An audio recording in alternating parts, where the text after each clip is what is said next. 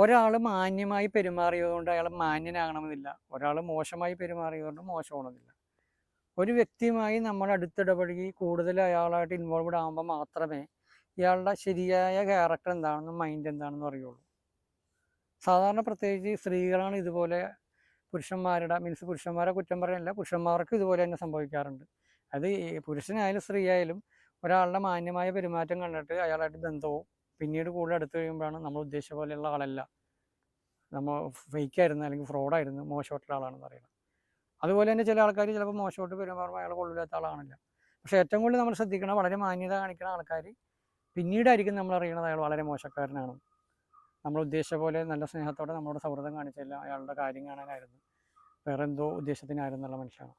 അപ്പോൾ അതുകൊണ്ട് എപ്പോഴും നമ്മൾ ശ്രദ്ധിക്കേണ്ടത് ഒരാളുടെ പുറമേയുള്ള പെരുമാറ്റം കണ്ടിട്ട് പെട്ടെന്ന് തന്നെ അയാളെ വിശ്വസിക്കുക, അയാളോട് അടുക്കി അറ്റാച്ചായി ചെയ്യരുത്. ഒരാളോട്